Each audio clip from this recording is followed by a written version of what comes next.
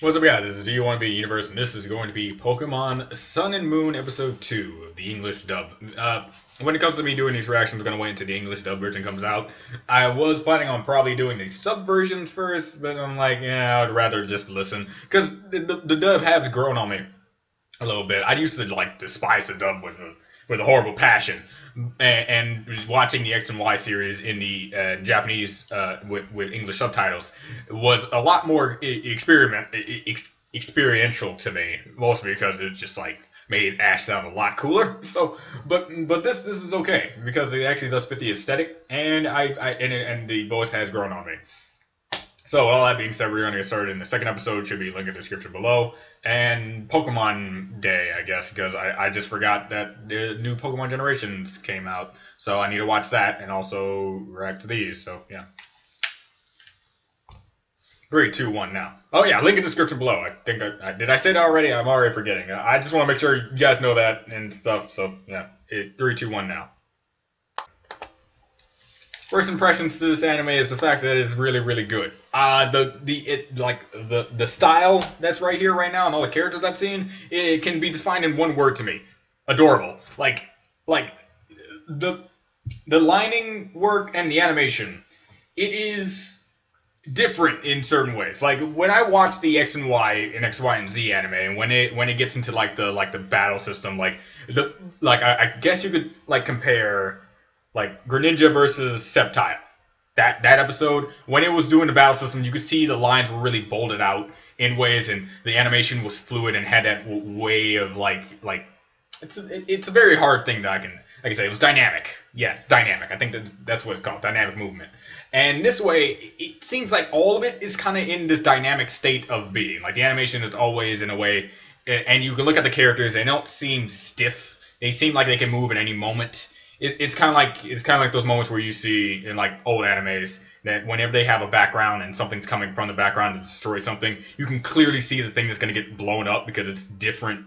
It's a different like shade and a different everything compared to the background. There's even a joke about it on the internet about, oh, watch out, dude, that thing is colored and textured differently. Clearly something's going to happen about it. Something like that. But in this, it seems integrated in both ways. It's good. Ash. Right now, his personality not really changed. Not really. This is pretty much how he acts in pretty much every single beginning of every single thing. Who knows if this is going to get more serious later on, but if the games are anything to go off on, you can tell things are going to get really serious really fast. Like, in my personal opinion, I've played all the generations besides Generations 2. Besides Generations 2.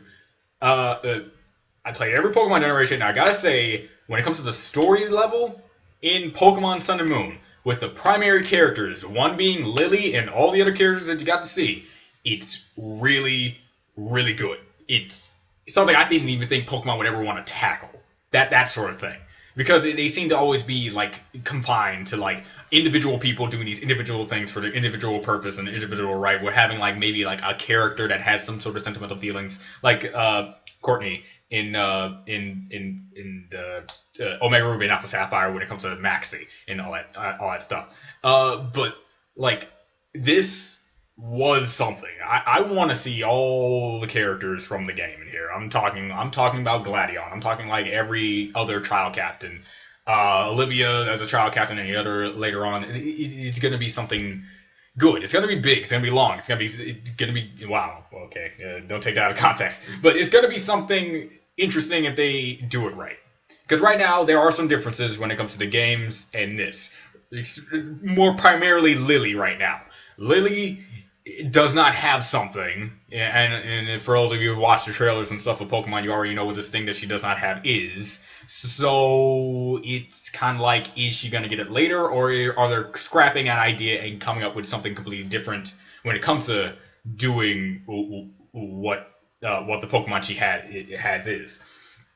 And I'm trying to keep this as vague as possible for the people, because the game's only been out for like 3 days at this point, 3 or 4 days at this point. So I'm trying to make sure people have a chance to play it all. I played the heck out of it. I am 2 Zygarde cores away from getting perfect Zygarde. So I've been trying to like 100% this game until like events start coming out and stuff like that. And all in all, the Pokemon in this generation right now, Generation 7. of Pokemon looks to be going really well. The anime right now has already hooked me, and I can't wait to watch more episodes. And I really hope that you guys enjoyed these reactions, so I can start giving more out to you when new episodes come out. And Pokemon game is great, and also there's a rumor saying that it's going to come to the Switch, which is another good thing because now you have a portable slash home game console version of a Game Freak, like a true generation Pokemon game. Because you had Pokemon Coliseum, you had Pokemon DX, you had we had these things, but those had certain gimmicks to them that kind of like took away from what you get from an actual handheld version of the games, and you know what I'm talking about when I say that. So this would be very interesting, and I wonder what comes next for Pokemon right now, because Pokemon has been going on this stride of just going up and up and up since Pokemon Go, and well, actually since Pokemon in general. So yeah, whatever. Go all the same. Characters were great. Can't wait to see more of their personalities interact with each other. I gotta say this though, Pokemon Sun and Moon and this Pokemon, mainly Pokemon Sun and Moon, because Pokemon anime has been doing this thing where it has some great character development between certain characters. In Pokemon X and Y, they give you friend characters, and these friend characters, along with they're supposed to all be your rivals and all be your friend at the same time. You even have this supposedly epic moment when you're on a bridge and you fight every single one of them simultaneously, one by one, and you're showing your strength. In that game, I didn't feel anything to that because they were never anything to me. They were never really much of a challenge. Blue in the red game that I played in Pokemon Red, he was a challenge because he came out of nowhere. He caught me off guard. He did some things. Other rivals did something that at least somewhat gave me like a drive to continue moving forward and saying I'm going to beat this person at one point. As for the characters in Pokemon X and Y thing, they were either not used to their fullest potential or just not well characterized or too characterized to the point where you could really relate to them in any way. The only thing you can relate to them is their goals, and that's something that I did. Because you have a person who just wants to complete a Pokedex, you got a person who just want to catch Pokemon and see what they can do. You just want to you have Pokemon as friends and stuff like that. That's the only main thing you really go off of. But when it comes to like a story arc and a character-driven narrative, it wasn't really there. At least from what I get. This is my personal opinion on the game. As for Pokemon Sun and Moon, the character arcs with many of the characters in the game are fantastic. It's like really, really fantastic. The only person that I actually had a problem with when it comes to like character-wise was Guzma, the leader of Team Skull.